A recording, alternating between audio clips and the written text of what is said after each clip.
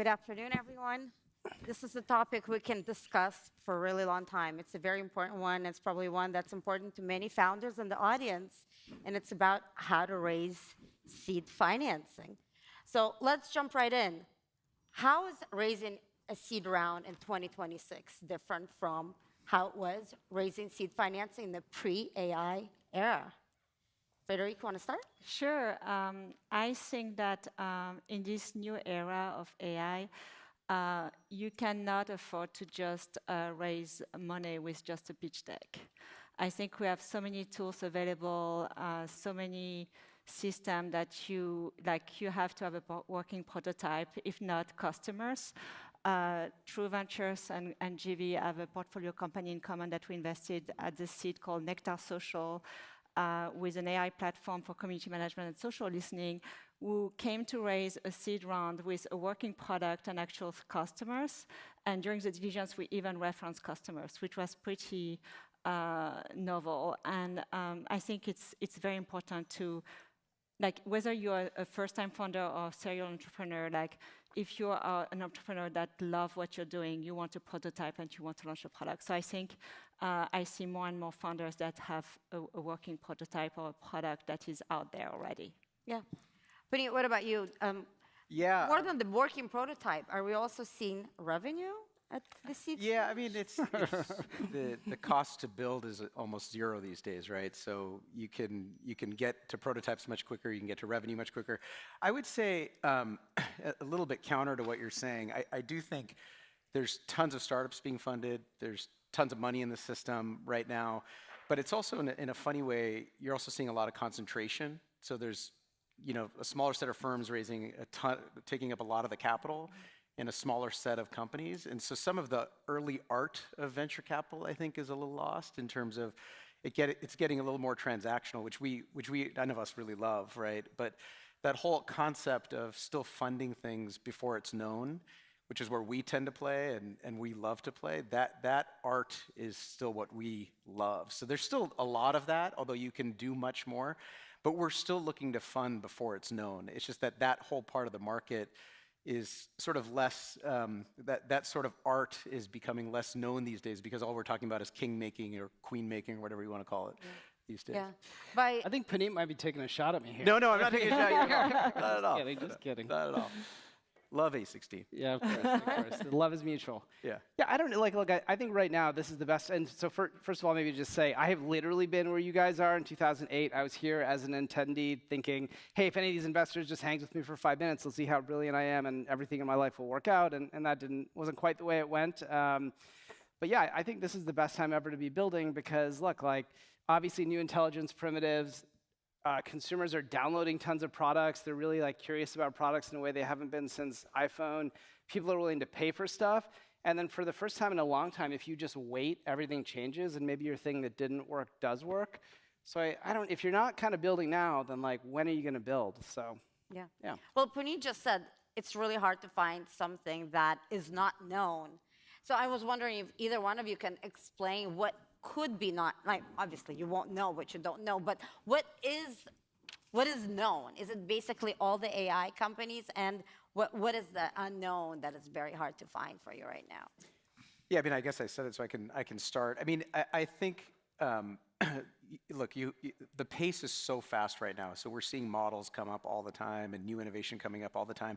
So it's impossible to know what we're going to look like a year from now, nearly impossible. But what we can have in the early days of when we fund is at least a theory or an idea or a narrative of where things are going. So what we're looking for in these early days when we fund somebody is just those kinds of characteristics of that relentlessness, that speed, and also just a viewpoint on where things may potentially be.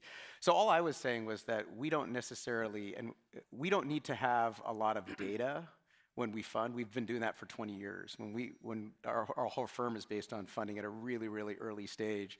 And so we're looking at the characteristics of the individual early on, and whether they have that kind of tinkering capability and that relentlessness to build and sell and hire. That's what we're really looking for. So speaking of the characteristics of individuals, what type of backgrounds are you looking for right now? What type of founders are most interesting? Specifically, we're seeing a lot of very young founders. They're very much in vogue right now. Some are dropping out of college. Some are even dropping out of high school. And can you comment on this trend? It's great. I think we need more young founders. Why not? You know, because I think, look, right now I think it's a moment at which being more technical is a competitive advantage.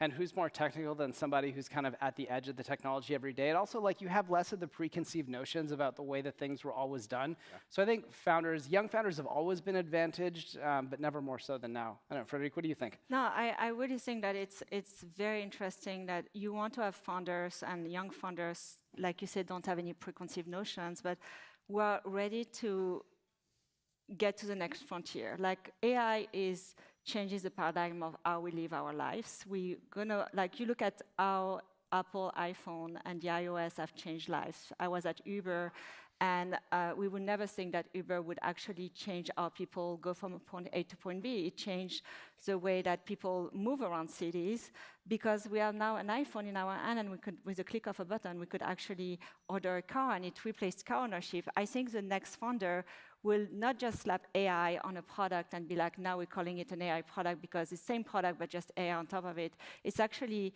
reinventing the future, and how human behavior is going to change with this technology, and really bring the customer along, the consumer along in the journey, to be able to be like, this is now how people are going to use AI to really live their daily life in a very different manner.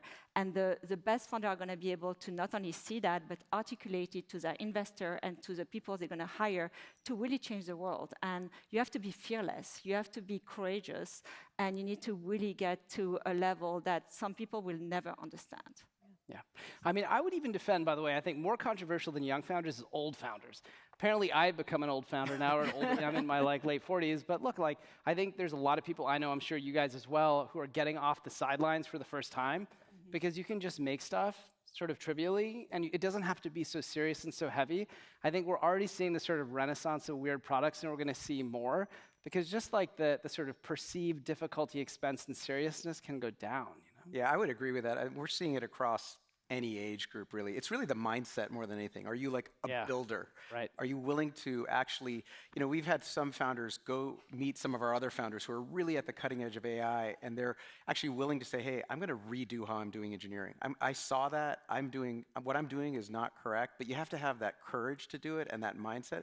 You can do that effectively at any age, but I agree with Anish too. It's like everybody's coming back. Totally. Like, you can't, this is one of the biggest, this may be the biggest moment of in disruption, right, that we've ever seen. So you can't sit it out. Yeah.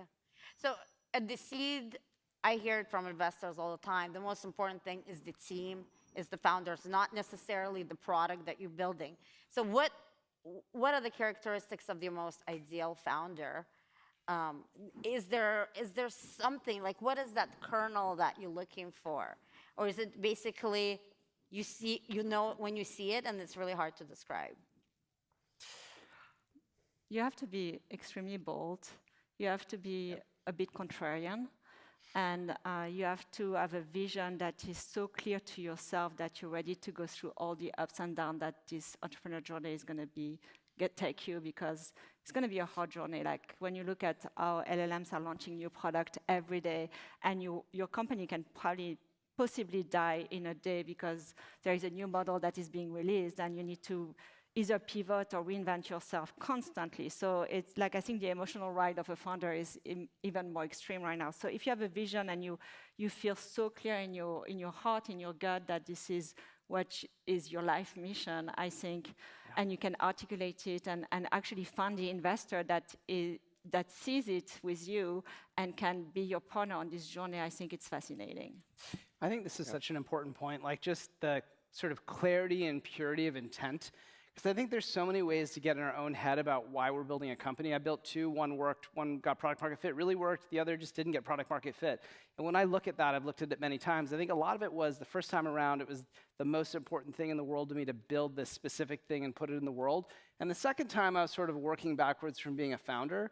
So I think only you can know for yourself why, but I think that there's sort of so much alpha in having genuine purpose around it versus, I didn't get promoted at X job, so I'm going to go do Y thing. Yeah, I so agree with that. I think so much of the why, like for us, when we look at it, it's a 10, 12-year journey with a founder, if it works, right? And so you have to look at the founder and sort of in their eyes realize, is there a real purpose there? Is it missionary? Is there a why behind what they're doing? Because that why will imbue the culture in the company. That's why people will stay and hang out. And by the way, like in any 10-year journey, there's at least 4 or 5 times where, like maybe more, where you're going to get killed. Like you have an opportunity that or there's a chance that the company's not going to make it. And how are you going to navigate that? So we're really looking for that long-term thinking and a person who we think will navigate that. Yeah. You all are saying that you want somebody who can like think out of the box. But at the same time, there are so many companies that are going after the exact same problem. Yeah. I mean, you know, how many vibe coding companies are there, you know, AIRPs, you name it, right? Right. So how can a founder that is possibly going after something that's already, there's another startup that does that, how can a founder that thinks that they can do it better convince you to invest? I think that when you study a lot of these things up close, they're actually non-overlapping. And I think we're in such an expansionary period of the market that startups are becoming like they're diverging, not converging, right? Like look at image models 2 or 3 years ago. You would have said, well, Midjourney's dominant. Like what's the point of even trying because there's Midjourney? And then there was Ideogram, right? And then there's BFL, and then there's Krea, and then there's ChatGPT Image 2. And guess what? They're all succeeding right now because they're diverging and specializing in different directions. So I think when you study these things up close, they're less overlapping than they may seem. I don't know. What do you guys think? Yeah, I mean, we're so early in this whole cycle. I mean, it's like the complete rewrite is happening, both at application layer, infrastructure layer. You know, we're involved in a company, they're building a new foundation model just around biology, for example. No one's talking about that. That's totally different. So I think there's just still so much opportunity. What you have to do as a founder, though, is find your unique contrarian view that, you know, frankly makes us a little uncomfortable. If you make us a little uncomfortable, that's a higher chance of us funding whatever you're putting together because it's different, it's unique. And I think you need to also build a culture of relentlessness around like hiring the right people that are really bought into the mission and really want to win.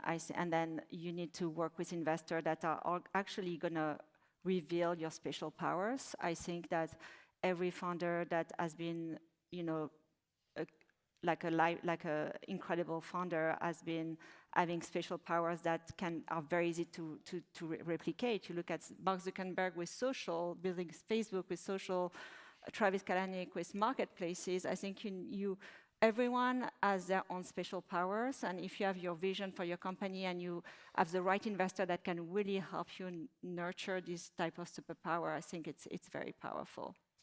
You know, maybe just to bring those 2 points together, like it's so early and, you know, this founder superpowers, if we index this moment to mobile, it's 2010, right? Was Uber started in 2010? Yeah, right. Uber was starting in 2010. And Travis, by the way, was not like a 20-year-old founder. He was further along in his career. So it's just like that gives you a sort of perspective as to where we probably are. But it's really like I really go back to the superpower because if you believe in an idea and people will tell you, oh, it's been done before and, you know, it's been tried and it's failed. I think if you really believe in, you feel it and you also work hard at it, but you also surround yourself with people that will also give you capital because I think capital is also king in this era. I think it can be very life-changing and you can really build a company that is very differentiated over time. Yeah, totally.